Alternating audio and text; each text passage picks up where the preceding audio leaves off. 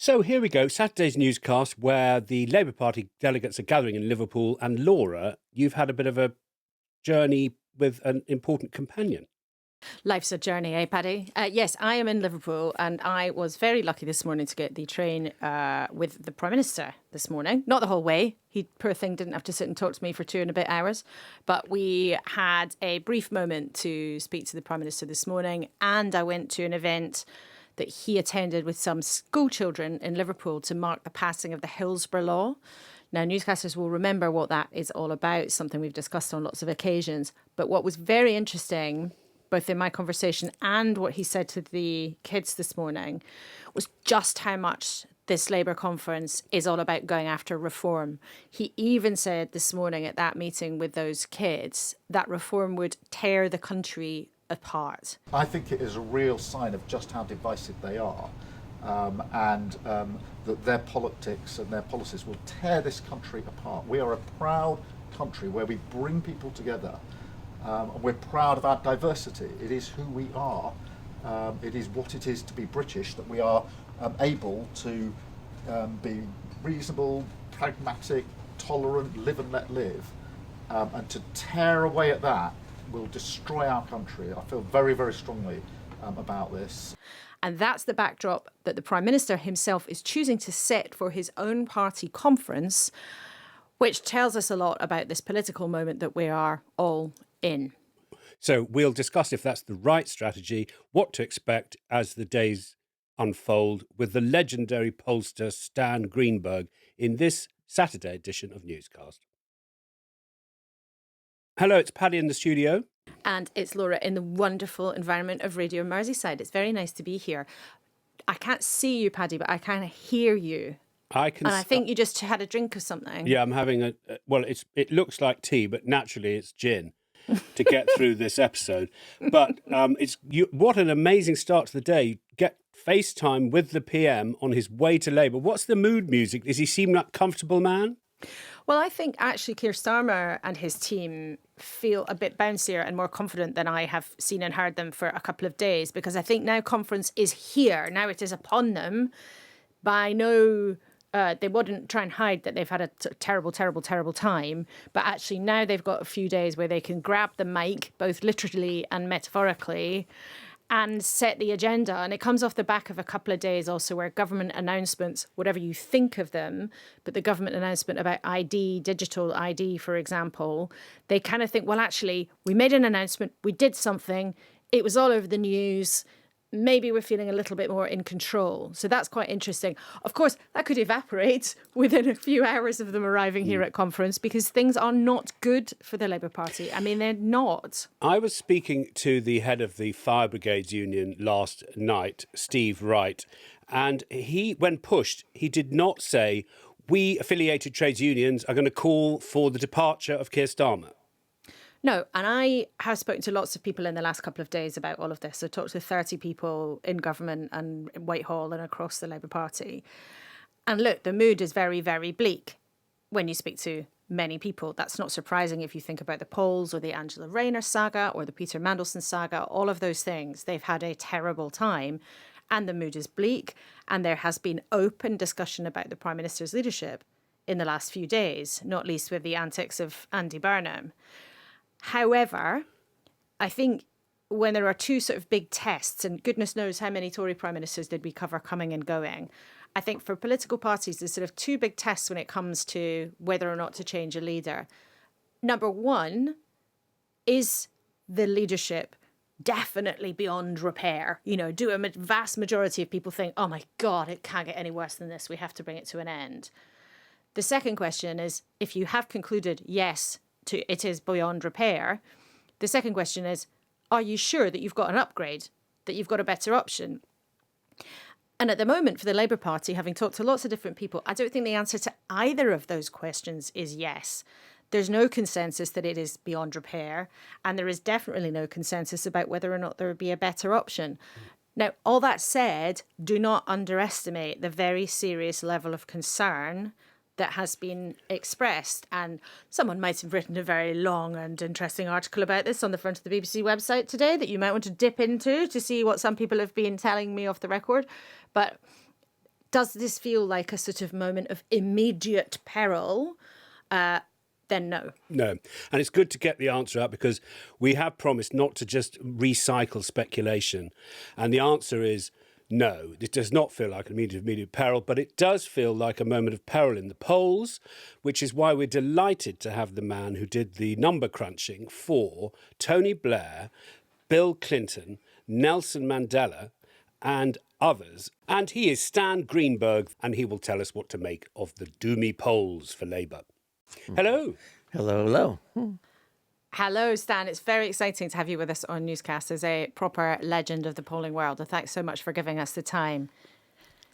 So let's start with the level of doom. So someone in the Labour Party said to me yesterday, it really feels like they are in a doom loop. And week after week, month after month, they've been so far behind in the polls from where they were shortly after the election. With all the benefit of your years of experience, how extraordinary or not is it that a party who won such a big victory would fall away in this kind of falling off a cliff? Look, I understand the level of doom, and I don't accept the doom because I'm action oriented. I do campaigns and I figure out how to address problems, and I believe in my soul that the Labour Party is a 45% party. And the fact that it fell into the 30s and then into the 20s, is part of the kind of campaign decisions that were made that I think lost support. In fact, lost support tactically to a variety of voters on the left and Lib Dem bloc. But the bloc, I believe, is still there. And the question is, when Mr. Starmer, the Prime Minister, begins to ask for the big changes that many voters are looking for. So they got in under our system with 35% of the popular vote. You're saying they could go as high as 45. They're currently trading in the low 20s to make them sound like a stock. So here's something they think will attract support: digital ID cards, lean into public concern on immigration, and say, we haven't been talking honestly about this, dear voters. We're going to start talking about it more honestly now. Do you think that's a good strategy for a centre-left party to go from the mid-20s upwards? I think it's a good strategy for a patriotic leader who's addressing very many problems that this country faces. When I say patriotic, I'm talking about the decisions that Starmer made on Ukraine and defending Ukraine against Putin and standing for democracy and freedom in that context, and clearly pushing Trump to do much more to help Ukraine. When I say patriotic, I'm also talking about immigration. The things that he's doing on trying to show that Labor wants to control migration and take strong measures, including the digital ID or other steps. For the most part, he's showing that Labor can be trusted on immigration. That's an important piece. And the other part is Donald Trump. He made a decision to be as close as possible to Donald Trump. That had a huge benefit to Britain. Clearly got the best deal in terms of trade agreements and other kinds of investment into Britain. Okay. But Donald Trump has replaced Brexit as the defining core of what is forming the two blocks of voters. I mean, if you told me what the biggest problem is and the biggest challenge he has is that his necessary affinity, the choices he made, that I believe was a patriotic choice. But when the blocks are most defined right now by whether you hate or love Donald Trump, it just puts him in a headwind in any kind of electoral context. That's so interesting, Stan. But are you suggesting then British people would vote based on that? Because it's fascinating to hear you use love or hate Trump as something that is delineates the two tribes in our country now, according to your suggestion. But is that actually something that drives people's vote in that way? Absolutely. I mean, if you look at every election that's taken place, to be honest, Britain has become Americanized. Europe has become Americanized. Trump is allied with various parties very visibly. And there's a whole set of issues, that are moving the liberal left bloc and the conservative UK nationalist bloc. Laura, were you surprised to see him say reform will tear the country apart? Because in The Guardian, he says reform's the enemy. I think that he is finding a more vigorous form of language to talk about this stuff in response to calls, partly for people inside the Labour Party who want him to take a more strident approach and be towards fighting Nigel Farage. I think also that Keir Starmer has had his back against the wall for the last few months. And I think sometimes he's the kind of leader where he finds himself in that moment. He gets to a place, and I've seen this happen to him in 2021 after he had a terrible time and his job was kind of on the line as opposition leader then. He will occasionally arrive at a moment where it's kind of like, you know what, actually, I'm just going to say more of what I think. Because Keir Starmer is so guarded, he's so careful, he's so cautious, he's somebody who almost puts his sort of his personal life and maybe his personality, that sounds a bit cruel, but sort of in a box separate to the job of being a politician.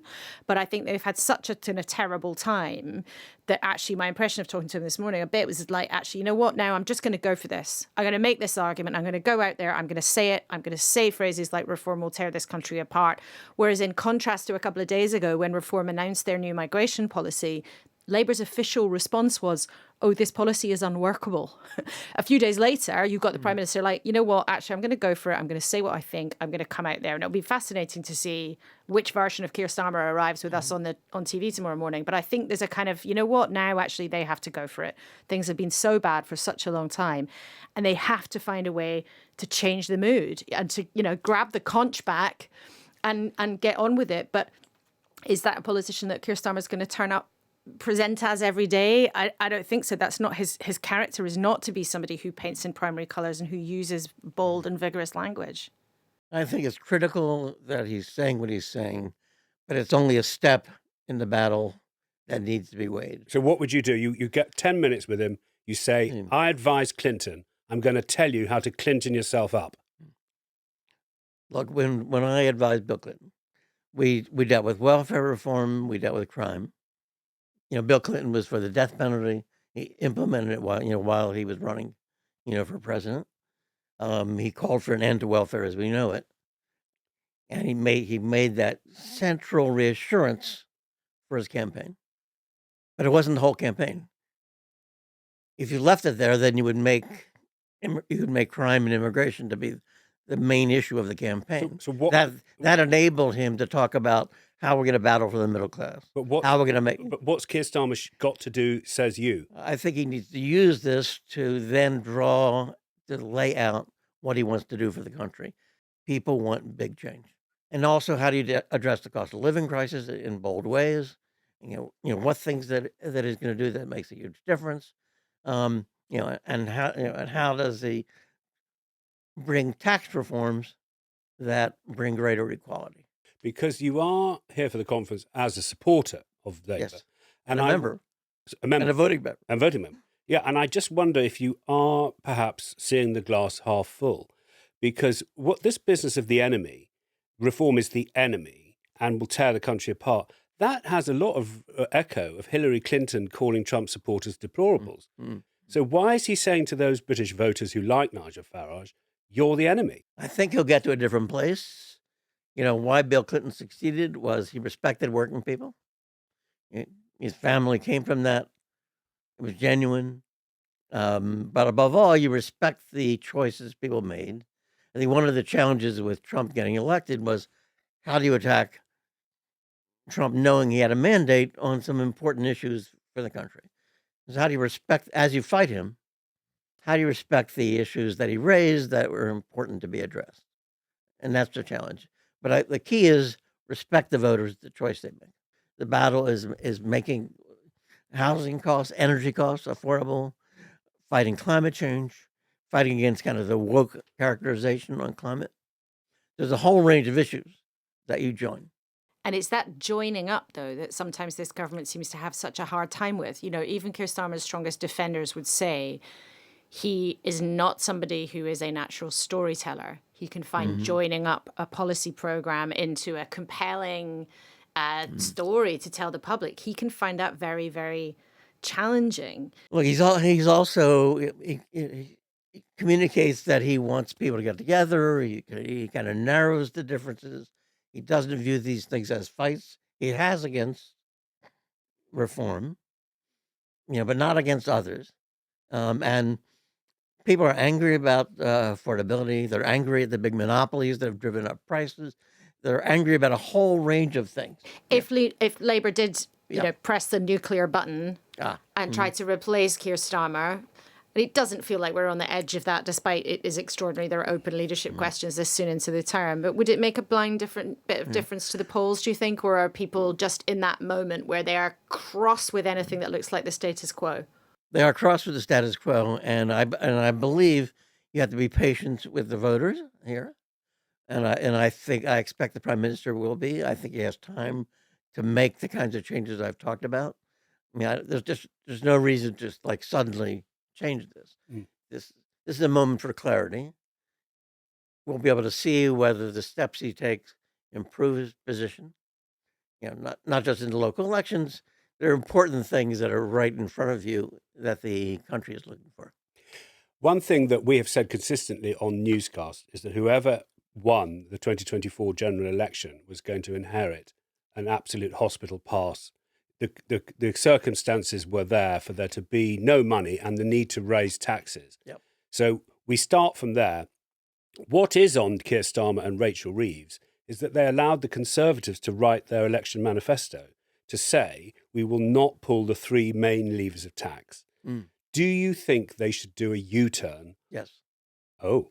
I hadn't even finished the question. Yes, Well, it was a very long question, Laura, to be fair. No wonder I hadn't finished it. Yes. No, they need revenue, they need investment, they need a whole new formula, they need growth, they need a closer relationship with the EU that also produces growth. They need a new formula, including tax, that enables them to act. I'm sure Stan is an old friend of, sister party of the Democrats, and I'm sure you have lots of contacts in the Labour Party. So I will just ask mischievously if you have told them these things, and which of those suggested things do you think they might do? So I have worked for Labour leaders, as you know, all the Labour leaders, since and including Blair. I have fed in my advice over the last 2 years, 3 years, and have had regular meetings with my friends. And to be honest, my closest friend was Rachel Reeves. She was the Blairite reformer who would convene members of Parliament to hear me talk about what was happening in the U.S. or what was happening here.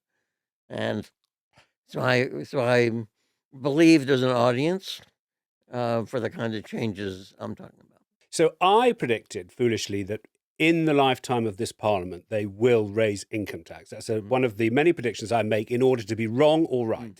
But do you think there's a risk for the first time I could be right? There's no political risk. Well, there's a huge... Well, will they put up income tax? Will Labour put up income tax in this Parliament? I believe there's a high probability that they do that. But it's also important to talk about the fact that the 3 years coming out of the pandemic with inflation produced the affordability crisis. It made people angrier and angrier. And they also thought inequality was growing. They thought monopolies were driving up prices. And monopolies had power over government. And it's important in raising tax to be clear that you are addressing the inequality that has built up in this country. Look, let me ask you, because we're so pleased to see we can ask you about the Democrats. Mm-hmm.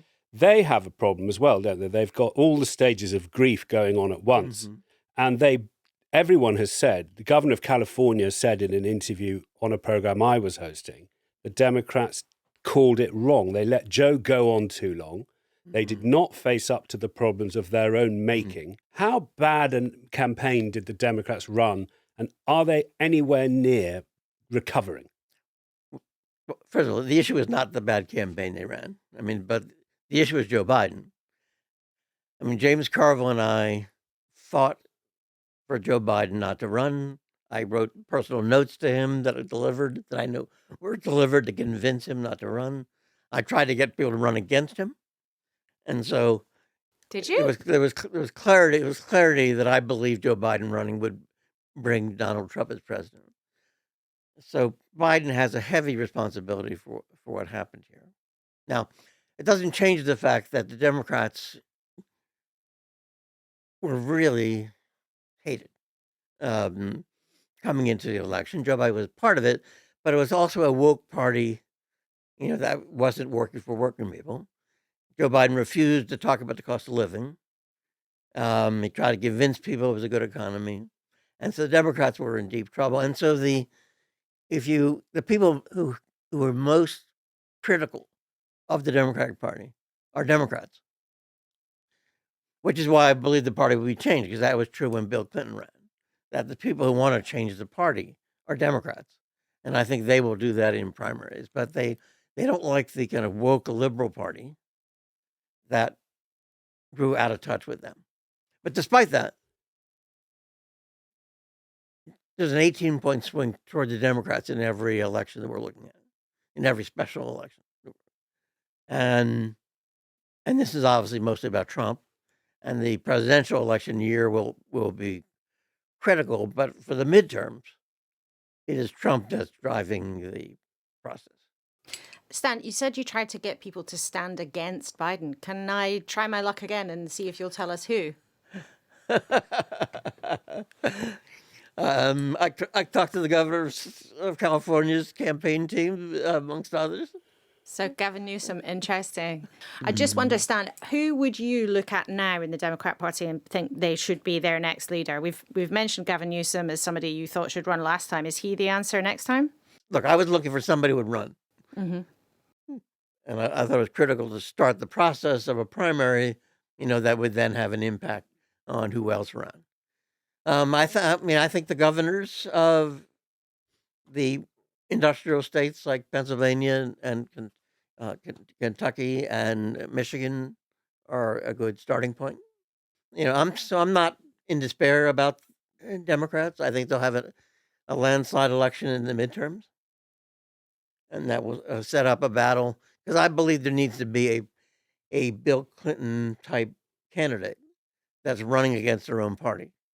Yeah, I think that's a really sort of we can read across from that when every time you explain it, because it does help you understand kind of how political parties are always coalitions within themselves. Mm-hmm. And that is a read across to Labour, which Laura has discussed many times. Mm-hmm. So in many ways, you've brought us full circle. And I think before we go, do you think that we've got a more gentle form of politics here? Do you like the British style? Do you think that we should keep some things, throw some things out? No, I very much like the Parliament and the tone and the exchanges, and it's very civil in comparison to the polarized politics in the U.S. and other places in the world. And so I think there's a civility to the polarization that you're going to give us hope for the future. I'm actually hoping, given Trump, I'm depending on you getting it done to bring us back to a happy life, prosperity, freedom, and democracy. You're going to Liverpool. Will you go to any of the bars? Will you try and take in any of the music in Liverpool? Will you be very serious?